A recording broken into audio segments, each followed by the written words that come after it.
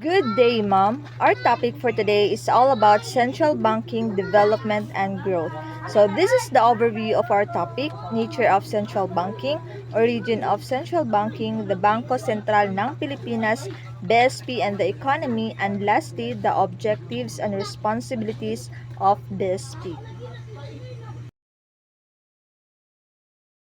So, a central bank is a key public institution tasked with managing a nation's currency, money supply, and interest rates. So, its main objectives are to ensure price stability and foster economic growth. Central banks utilize monetary policy tools such as interest rates, adjustments, and bank regulations to achieve these goals. So, they also serve as lenders of last resort during financial crises to maintain stability. So examples include Federal Reserve in the US and the Bangko Sentral ng Pilipinas. So importantly, central banks operate independently from political influence, prioritizing long-term economic health over profit motives.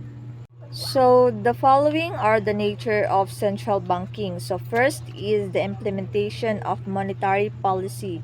So central banks are tasked with formulating and executing monetary policy, utilizing tools such as interest rates, open market operations, and the statutory reserve requirement or SRR to influence economic conditions and manage inflation. So the next is lender of last resort. A critical function of central banks is acting as a lender of last resort during financial crises, providing liquidity to commercial banks to maintain stability in the financial system. And the banker to the government. Central banks serve as the banker for their governments, managing accounts, facilitating payments, and offering fiscal advice, which helps streamline government financial operations. The next is regulation of the financial sector. So they also play a vital role in regulating and supervising the banking industry, ensuring its soundness and stability through oversight mechanism. And last is management of currency and payment systems. So central banks are responsible for issuing and regulating national currency, maintaining its stability and integrity while overseeing payment systems to facilitate smooth economic transactions. Of central bank. The first central bank is generally considered to be Sweden's Riksbank, founded in 1668, established after the bankruptcy of Stockholm Banco. It aimed to lend to the government, issue currency, and regulate money supply to support economic stability. It remains one of the oldest operating central banks in the world. Is the Bank of England, founded in 1694, is often considered the model for modern central banking, created to raise funds for the British government during wartime. It gradually took on a wider role, issuing notes that become widely accepted as currency, overseeing financial stability and influencing the money supply. Over the time, it also became the lender of last resort for other banks. Spread of central banking in Europe and beyond. Inspired by the Riksbank and Bank of England, several European countries established central banks in the 18th and 19th centuries, including France, de France, 1800, and Germany's Reichsbank, 1876. These institutions were typically designed to support the financial needs of the state, but their rules expanded to include managing currency and regulating banks. In the United States, the establishment of a central bank faced considerable political opposition for much of the 19th century after the Panic of 1907. However, the need for a central authority to manage currency and stabilize the banking system became apparent. This led to the creation of the Federal Reserve System in 1913. Unlike previous institutions, the Federal Reserve was structured as a decentralized network of regional banks, with the central bank overseeing monetary policy. So, central banks have evolved from institutions that serve government and regulated currency issuance to key players in maintaining economic stability. Modern central banks like the European Central Bank 1998 and the Bank of Japan have taken on a broader mandate to control inflation, stabilize currencies, supervise the banking sector, and foster economic growth. The Bangko Sentral ng Pilipinas. The Bangko Sentral ng Pilipinas, or BSP, is the central bank of the Philippines responsible for maintaining the stability of the Philippine peso and ensuring a sound, stable, and efficient financial system. Established in 1993. It replaced the Central Bank of the Philippines and operates under the authority of the new Central Bank Act, Republic Act No. 7653, later amended by Republic Act No. 11211 in 2019. So there are three primary mandates of BSP.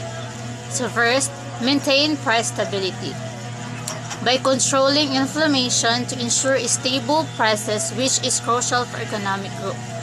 Second, promote financial stability by overseeing banks and others financial institutions to ensure they operate responsible and security.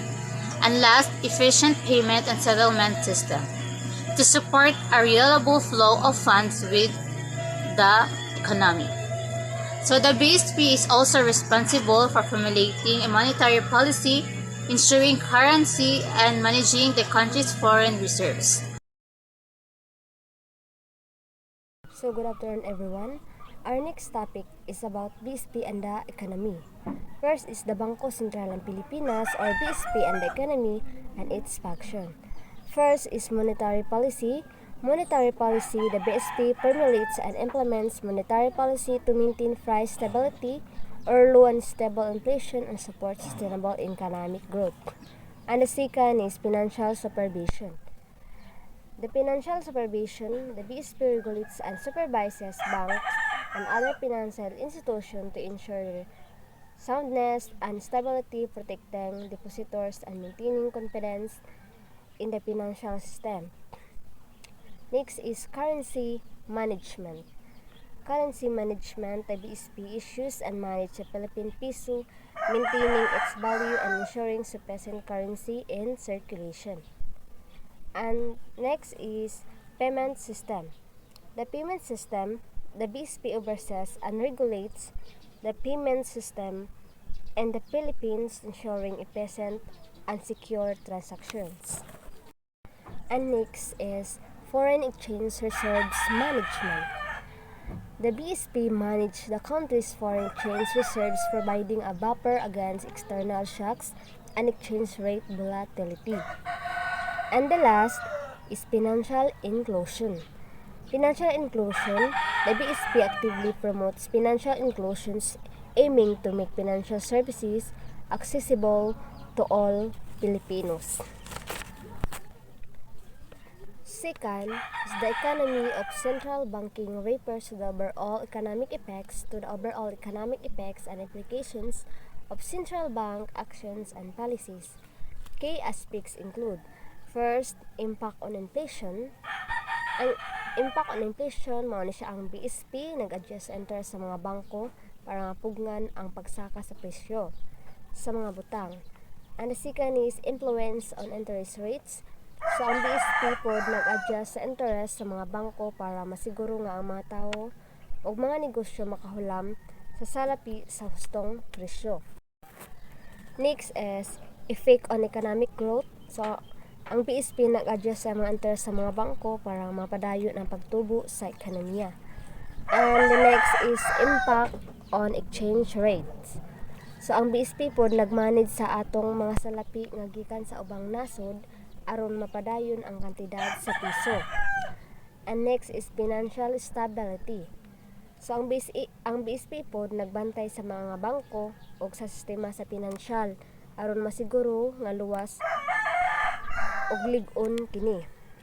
And the last is international cooperation. So ang BSP nagtinabangay sa ubang central bank sa kalibutan aron masiguro nga maayo ang ekonomiya sa Pilipinas ug sa kalibutan. And the third is BSP role in the economy of central banking. So, ang role sa economy of central banking is muna siya ang BSP usa ka importante nga bahin sa ekonomiya sa Pilipinas. Sama sa usa ka doktor, ang BSP nagtrabaho aron masiguro nga himsog ug lig-on ang atong ekonomiya. Objectives of the BSP. The objectives of BSP as outlined in the new Central Bank Act of 1993 are multifaceted and encompass various aspects of the Philippine economy. Maintaining price stability. The BSP primary objective is to ensure a low and stable inflation rate, which is conducive to balance and sustainable economic growth. Maintaining price stability, it means need siya nga gina-maintain ang mga price aron bitaw dili mo taas ang mga inflation, and dapat balance lang, dili siya mo taas, dili pa siya maubos. Promoting monetary stability. The BSP aims to maintain stable and reliable financial system by overseeing the operation of banks and non-banks financial institutions. So, for example, is price stability. Occurs when the price of consumer goods and services don't fluctuate significantly over time. So, maintaining the price stability is very important because it helps people and businesses make informed decisions about spending, investing, saving. When prices are stable, people can be more confident that their wage will be enough to cover the cost of things they need. And preserving the convertibility of the Philippine peso. The BSP ensures that the Philippine peso can be freely exchanged for other major currencies. So it means dapat yun ang atong kwarta is pwede siya maka convert to another. Dili lang bitaw nga atong kwarta is diri ra tuyok-tuyok. Dapat pud kinahanglan pud niya pwede siya i-convert to another. Pwede siya ma-trade. So, fourth, financial inclusion. The BSP actively promotes financial inclusion by providing access to financial services for all Filipinos, particularly mga low income individuals and communities. These include initiatives to improve financial literacy, develop microfinance programs, and expand access to banking services. So, the responsibilities of the BSP. To achieve these objectives, the BSP undertakes a wide range of responsibilities, which can be broadly categorized as follows. First, monetary policy. The BSP formulates and implements monetary policy para influence the money supply and interest rates, ultimately aiming to control inflation and promote economic growth. So, monetary policy, sa BSP is kinahanglan siya nga naay monetary policy para siya ang mo implement bitaw, mo implement siya sa money supply o sa mga interest rates. Para sa bitaw makontrol ang inflation, then to improve the economic growth. Currency issues. The BSP has exclusive power to issue the national currency, ensuring its quality, security, and availability. Lender of last resort. The BSP acts as lender of last resort to banking institutions experiencing liquidity problem, providing them with loans and advances to prevent financial crisis. So, ang BSP is, ginatawag niya pa siya, lender of last resort. Kaya nga naman, why? Kay ang kuan, di ba? Awan sa bangko, pwede man sila magpautang. So muna siya pwede sila magpautang, magpa-loan para bitaw ang ila pong kwarta is dili lang magkatulog. Bukan po siya mo taas, para bitaw mo expand po siya, dili na siya magkatulog, dili na siya kutob ang kwarta, or dili na siya magkuan. And financial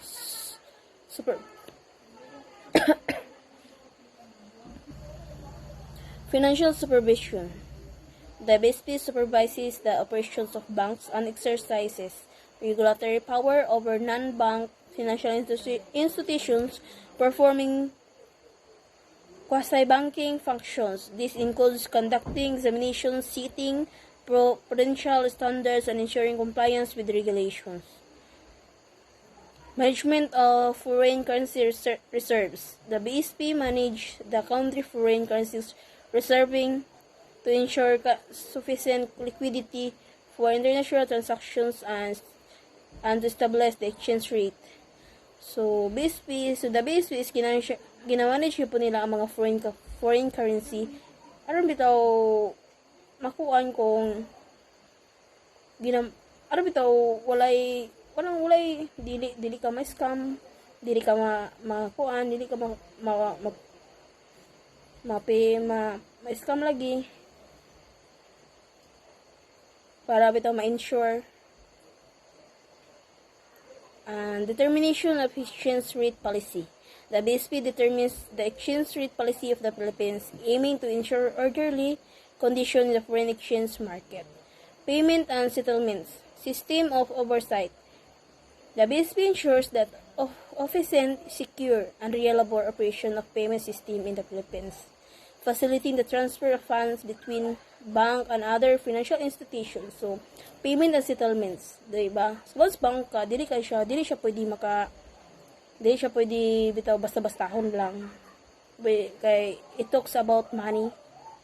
So, kinahanglan siya nga dapat yun siya secure, malakong gigon para ma-avoid sa scams. Secure the operation, like the payment system. So, financial education and consumer empowerment. The BSP promotes financial literacy and consumer empowerment through various programs and initiatives, aiming to educate the public about financial products and services and protect their interest. That's all. Thank you.